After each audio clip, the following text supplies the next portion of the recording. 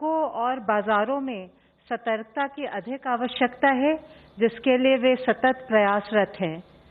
गृह मंत्रालय ने 16 अप्रैल 2020 को डिजास्टर मैनेजमेंट के अंतर्गत आदेश पारित किया है, जिसके द्वारा अनुसूचित जनजाति एवं वन्य क्षेत्रों में रहने वाले लोगों द्वारा लघु वन उत्पाद एवं गैर काष्ठ वन उत्पाद के एकत्रीकरण, कटाई एवं प्रसंस्करण को लॉकडाउन से छूट दी है।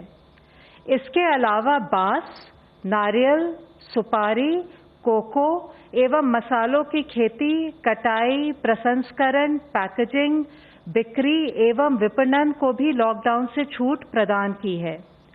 वित्तीय क्षेत्र के अंतर्गत कोऑपरेटिव क्रेडिट सोसाइटीज एवं गैर बैंकिंग वित्तीय संस्थानों को भी न्यूनतम स्टाफ के साथ ऑपरेट करने की अनुमति दी गई है। ये भी स्पष्ट किया गया है कि ग्रामीण क्षेत्रों में निर्माण कार्यों के अंतर्गत जल आपूर्ति, बिजली एवं दूर संचार से जुड़ी परियोजनाओं और गतिविधियों को भी छूट है। मैं आपको ये भी बताना चाहूँगी कि आवश्यक वस्तुओं और सेवाओं की स्थिति नियंत्रण में है। इसमें भारतीय डाक की भी बहुत महत्वपूर्ण भूमिका रही है। कल हमने संक्षेप में भारतीय डाक द्वारा कोविड-19 के दौरान दिए गए योगदान की चर्चा की थी। आज थोड़ी विस्तृत जानकारी आपके साथ साझा करना चाहूँगी। भारतीय डाक ने मालवाहक उड़ानों एवं लाल मेल मोटर वैनों द्वारा आवश्यक वस्तुओं का वितरण किया है, जैसे दवाइयाँ, कोविड परीक्षण किट और मेडिकल इक्विपमेंट जैसे वेंटिलेटर्स। उन्होंने 100 टन से अधिक दवाई एवं मेडिकल इक्विपमेंट अस्पतालों एवं अन्य ग्राहकों तक पहुंचाया है। लॉकडाउन के दौरान भारतीय डाक ने विशेष व्यवस्था करके अंतर्राज्यीय और राज्यांतरिक डाक पहुंचाई है।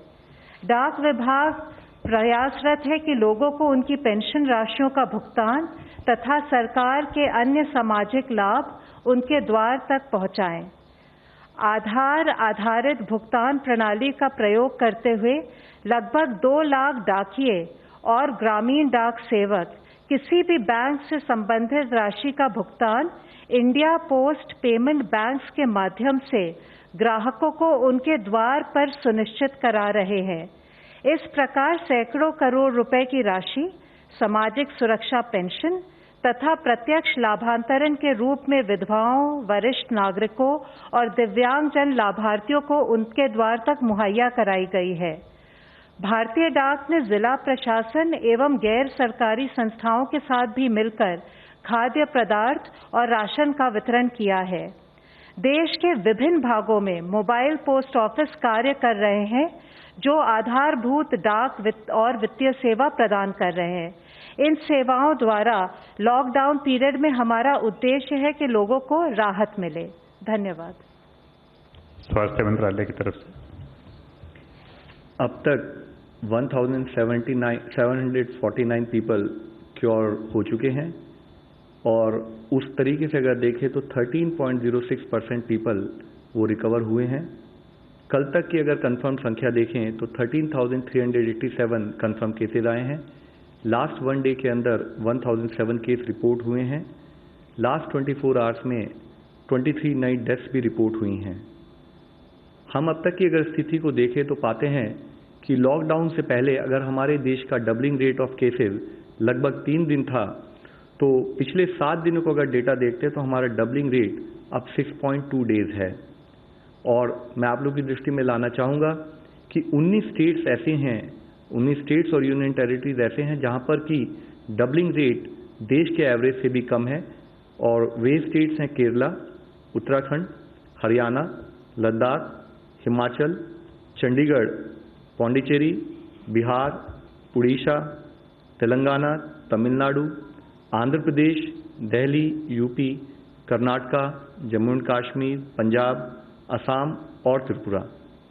मैं आप लोगों की दृष्टि में लाना चाहूँगा कि ये doubling rate is a product of how we are trying to manage the situation at field level. ये एक ऑनगोइंग प्रोसेस है और इस डबलिंग रेट को और कम करने के लिए और बेहतर करने के लिए हमें अपनी विजिल को उसी हिसाब से, उसी इंटेंसिटी से करना पड़ेगा। इसी तरह से हमने सिचुएशन को एक और तरीके से एनालाइज किया जिसको हम कहते हैं growth factor. Growth factor calculate किया जाता है कि जो नए केसेस आए हैं उनको उससे पहले वाले दिन कितने केसेस आए थे उसके प्रोपोर्शन में कैलकुलेट किया जाता है। तो अगर हम इस डेटा को भी देखें तो पाते हैं कि अगर हम 1 अप्रैल से 1.2 के एवरेज ग्रोथ फैक्टर को देख रहे हैं, जबकि इससे 2 हफ्ते पहले यही ग्रोथ फैक्टर 2.1 एवरेज था 15 मार्च से 31 मार्च तक, तो हम पाते हैं कि करीब 40% डिक्लाइन हुआ है ग्रोथ फैक्टर में। और ये डिक्लाइन भी तब हुआ है जब एक साथ हम लोग दूसरी तरफ से प्रयत्न करके नंबर ऑफ केसेस जहां पर सैंपल्स कलेक्ट हो रहे हैं, सारी और ILI के केसेस के भी सैंपल कलेक्ट हो रहे हैं, तो हम अपना नंबर ऑफ सैंपल्स भी देश में बढ़ाते आ रहे हैं। इसी के साथ ही हमने एक आउटकम रेशियो भी कैलकुलेट किया। आउटकम रेशियो कैलकुलेट करते हैं जो केसेस रिकवर्ड हुए हैं वर्सेस जो केसेस जिनमें डेथ रिपोर्ट हुई हैं। मैं आप लोगों की दृष्टि में लाना चाहूँगा कि देश की तरफ से देखें तो हर केस, हर डेथ एक चिंता का विषय है। और उसी समय में लेकिन अगर हम देखें तो हमारे यहाँ पर केसेस हैं करीब 80% अगर हमारे केसेस रिकवर हो रहे हैं और 20% केसेस में डेथ अगर जैसे रिपोर्ट हुई है, तो ये दूसरे देशों से अगर कंपेयर करें तो शायद हम कुछ बेहतर कर रहे हैं और हमें इसे और बेहतर करने की हमें एफर्ट करना है कि हम अपना ट्रीटमेंट और केयर फर्दर इंप्रूव करते रहें ताकि हम इस रेशियो में फर्दर इंप्रूवमेंट ला सकें। साथ ही 5 lakh rapid antibody test kits सभी राज्यों और जिलों में जहां पर भी हाई केस बर्डन नोट किया गया था वहां वितरित किए जा रही हैं। कल एम्स ने भी कोविड-19 से संबंधित मैकेनिकल वेंटिलेशन मैनेजमेंट पर फिजिशियंस की एक ऑनलाइन ट्रेनिंग को ऑर्गेनाइज किया था। आज माननीय ग्रुप ऑफ मिनिस्टर्स जो हमारे माननीय हेल्थ मंत्री की अध्यक्षता में, उसमें फर्दर रोड मैप लॉकडाउन और एक्सटेंडेड लॉकडाउन की स्थिति में हमारा क्या डायरेक्शन होना चाहिए उस पर एक विस्तृत चर्चा हुई। उसमें मुख्यतः diagnosis, vaccines, drugs, hospital equipment accessories और जनरल वेलनेस से निपटने के लिए साइंस एंड टेक इंस्टीट्यूट जो हैं उनके एफर्ट्स का रिव्यू किया गया। हमारे को यह लड़ाई हर फ्रंटियर पर लड़नी है और फील्ड पर लड़ाई लड़ते हुए एक हमारा फ्रंटियर है साइंस एंड टेक, जिसके द्वारा हमें इस लड़ाई को आखिर में जीतना पड़ेगा। उसी के तहत council for scientific and industrial research, department of biotechnology, department of science and technology और डिपार्टमेंट ऑफ एटॉमिक एनर्जी, वहाँ पर कंटिन्यूड इस विषय में एफर्ट चल रहे हैं, जिसके तहत ही इन चारों ऑर्गेनाइजेशंस ने टेस्टिंग कैपेसिटी को बढ़ाने के लिए भी अपनी 30 लैब्स का योगदान दिया है। हमारे एफर्ट्स प्राइमरीली फोकस्ड हैं न्यू रैपिड और एक्यूरेट डायग्नोस्टिक किट्स बनाने में, जो कि अपना रिजल्ट 30 मिनट में दे सकें। साथ ही इनोवेटिव पूलिंग स्ट्रैटेजीज बनाने में, ताकि हम लिमिटेड टेस्ट होते हुए भी अगर उसको और एक्सपैंड करना चाहें, larger number of people cover करना चाहें, उसके लिए काम कर सकें। इसके साथ ही इंडिजिनस सिंथेसिस जो क्रिटिकल कंपोनेंट्स हैं हमारे को डोमेस्टिकेट प्रोडक्शन के लिए, उसको हम कैसे बढ़ाएं, उस पर एफर्ट्स हो रहे हैं। साथ ही वायरल सीक्वेंसिंग, जिसके द्वारा हम एपिडेमियोलॉजी और पोटेंशियली इंपॉर्टेंट म्यूटेशंस को आइडेंटिफाई कर सकें, उस पर काम चल रहा है। इसके साथ ही वैक्सीन डेवलपमेंट की दिशा में inactivated virus, antibodies to major antigens, monoclonals और RNA बेस्ड वैक्सीन पर भी काम किया जा रहा है। भारत ग्लोबल पार्टनर्स के साथ काम कर रहा है ताकि हम ये सुनिश्चित कर सकें कि हमारी इफेक्टिव वैक्सीन डेवलप की जाएं और हम जल्द से जल्द उसको पब्लिक को मुहैया करा सकें। यह एक टाइम कंज्यूमिंग एफर्ट्स है, लेकिन हमारे सारे एक्शंस इस पर फोकस्ड हैं कि कैसे हम इस प्रोसेस को स्पीड अप करें। इसी के तहत रिकॉम्बिनेंट BCG और माइकोबैक्टीरियम इंडिका स्ट्रेन जैसे इम्यून बूस्टिंग वैक्सीन पर भी काम हो रहा है। कॉन्वलेसेंट प्लाज्मा थेरेपी पर भी कुछ साइट्स पर काम चल रहा है। DBT ने इसके साथ ही लार्ज स्केल एफर्ट्स लिए हैं कि कैसे ह्यूमन मोनोक्लोनल एंटीबॉडीज फॉर कोविड-19 पर काम करें। इसके साथ ही एक और विषय बहुत मुख्य है, वह है कि हम इफेक्टिव ड्रग्स पर भी कुछ काम करें। हमारे सामने वर्तमान में कई पोटेंशियल ड्रग्स हैं, जिसमें से कोई भी अभी फुली प्रूवन नहीं है और उनमें से कोई भी अगर इंडिया में नहीं बनती है तो उस पर भी हमें एफर्ट करने की ज़रूरत है। इसी समय में जब ये अनसर्टेनिटी है तो हमारा एफर्ट है कि इंडिया इस drugs manufacturing, drugs multi process में काम करे। एक मल्टी प्रोंग रणनीति के तहत हम काम कर रहे हैं, जिसमें कि इम्यून सिस्टम को बूस्ट करने में भारत की जो ट्रेडिशनल नॉलेज है उसका भी ध्यान रखा जा रहा है। Bharat already World Health Organization के साथ सॉलिडिटी ट्रायल में एक पार्टिसिपेंट है, जिसके माध्यम से हम डिफरेंट ड्रग थेरेपीज की इफेक्टिवनेस को डिटरमिन कर रहे हैं। Scientific task force existing drugs को रीएवैल्यूएट कर रही हैं ताकि उनको जरूरत पड़े तो कोविड-19 के लिए रीपर्पस किया जा सके। एंटीवायरल ड्रग्स ने जो कुछ स्टडीज में अब्रॉड में हमें इनिशियल प्रॉमिस दिखाया है, CSR की लैब के द्वारा इन ड्रग्स पर भी काम चल रहा है, जिसमें कि मुख्यतः उमिफेनोफिर और फेविपिराविर ड्रग्स जो हैं उनके इंडिजिनस सिंथेसिस के लिए भी हम कार्य कर रहे हैं। फाइटोफार्मास्यूटिकल्स और ट्रेडिशनल मेडिसिन सिस्टम्स को भी हम एक्सप्लोर कर रहे हैं। साथ ही हमारा एक मेजर एफर्ट है कि जब हम ये एक्सरसाइज कर रहे हैं तो जो हमारे अप्रूवल सिस्टम्स हैं between ministry of health and research organization, हम उनको भी त्वरित गति से करें ताकि हम जल्दी से जल्दी जो भी हमारी रिसर्च हो उसको पब्लिक तक ले जा सकें। इसके साथ ही personal protective equipment, oxygen concentrators, ventilators और ऐसी एंसिलेटरी सपोर्ट डिवाइसेस पर भी CSIR की engineering labs, Shri Chitra institute द्वारा इंडिजिनस डिजाइन बनाए जा रहे हैं। एक मैन्युफैक्चरिंग फैसिलिटीज को आंध्रा मेडटेक जोन में डिपार्टमेंट ऑफ बायोटेक्नोलॉजी ने ऑलरेडी सपोर्ट किया है।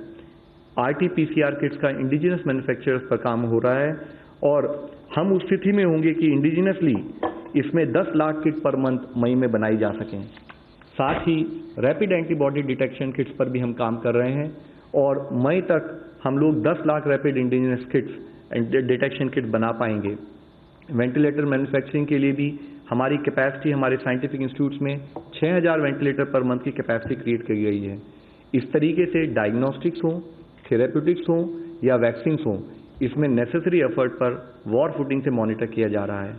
कल स्वास्थ्य मंत्रालय की तरफ से स्टेट्स के साथ वीडियो कॉन्फ्रेंस करते हुए हमने स्टेट्स को कुछ फोरकास्टिंग टूल्स भी शेयर किए हैं, जिसके द्वारा स्टेट और डिस्ट्रिक्ट लेवल पर उनका जो प्रिपरेटरी एक्सरसाइज है in terms of Covid dedicated hospital, in terms of Covid dedicated care centres, उसकी वह एनालिसिस करके पा सकते हैं कि वह सफिशिएंट है या नहीं, और अगर नहीं है तो उनको किस डायरेक्शन में एफर्ट करना चाहिए based on the expected case load. इसी तरीके से डेडिकेटेड कोविड हॉस्पिटल्स और डेडिकेटेड कोविड हेल्थ सेंटर्स देश में दिन प्रतिदिन इस पर हम काम कर रहे हैं, जिसके तहत 1919 कोविड डेडिकेटेड हॉस्पिटल्स और कोविड हेल्थ सेंटर्स बनाए जा चुके हैं। टोटल ऑफ अगर उसमें देखें तो 1,73,000 आइसोलेशन बेड्स और 21,800 ICU बेड्स में उसके द्वारा तैयार किए जा चुके हैं। यह मैं आप लोगों की दृष्टि में इसलिए लाना चाहता हूं कि हर तरीके से एफर्ट चल रहा है कि अगर केसेज आएँ देश हर तरीके से उससे निपटने के लिए तैयार रहे। इसी के तहत हर स्टेट में, हर डिस्ट्रिक्ट में एफर्ट चल रहे हैं। जब चारों तरफ देश में एफर्ट चल रहे हैं तो उस समय में किसी एक पर्टिकुलर स्टेट में कोई पॉजिटिव एफर्ट मैं आप लोगों की दृष्टि में लाना चाहूँगा। जैसे कि आज उदाहरण के तौर पर मैं आपको दिखाना चाहूँगा कि कैसे अहमदाबाद में एक डेडिकेटेड कोविड हॉस्पिटल बनाया जा रहा है।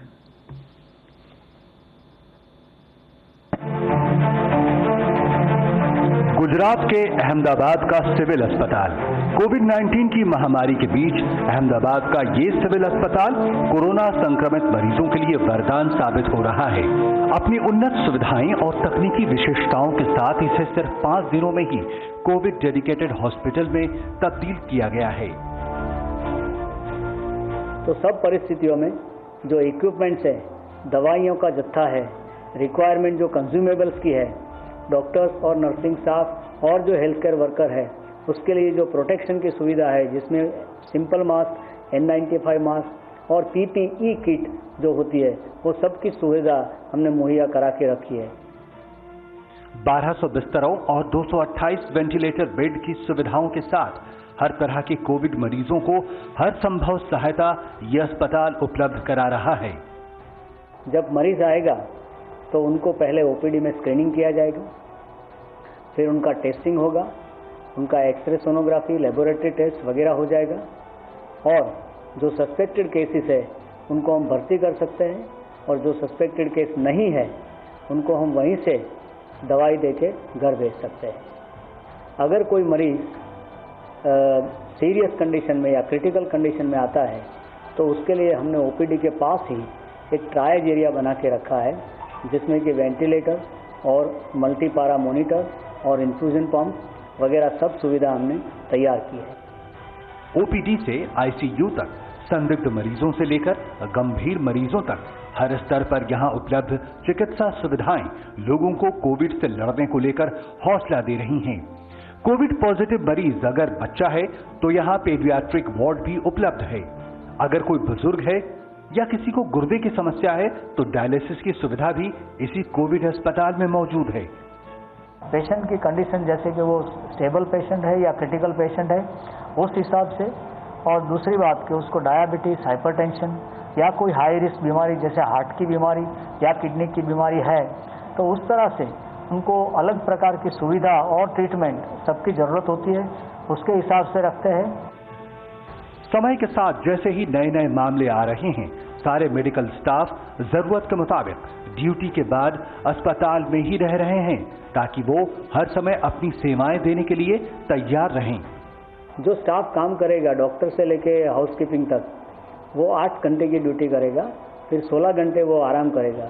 उनके आराम करने के लिए और रहने के लिए हमने हॉस्पिटल में ही जो अलग अलग ब्लॉक्स है उनमें आइसोलेशन करके हमने उनके रहने की और खाने की सुविधा मुहैया कराई है। कोविड की इस चुनौतीपूर्ण स्थिति में मेडिकल स्टाफ खुद के बचाव के लिए भी सारी जरूरी सावधानियां बरत रहे हैं। इस अस्पताल के अलावा गुजरात सरकार राज्य के सभी शहरों में बने इसी तरह के कोविड अस्पताल के जरिए न सिर्फ कोविड-19 संक्रमण का परीक्षण कर रही है, बल्कि गुजरात में इस महामारी पर लगाम भी लगा रही है। हमारे बाकी भी जो लोकेशंस पैमाने में 10 से भी ज़्यादा केसेस मिल रहे थे, जैसे कि Bhavnagar, Surat, Rajkot and Gandhinagar as well and Vadodara, तो इस वजह से उसमें भी हमने बहुत अग्रेसिव टेस्टिंग करने का एक निर्णय लिया। राजकोट, सूरत और वडोदरा शहरों में भी 250 बेड के कोविड अस्पताल और गुजरात के बाकी सभी जिलों में बने 100 बेड के कोविड अस्पताल भी पूरे राज्य के कोविड की चुनौती को मुंहतोड़ जवाब दे रहे हैं।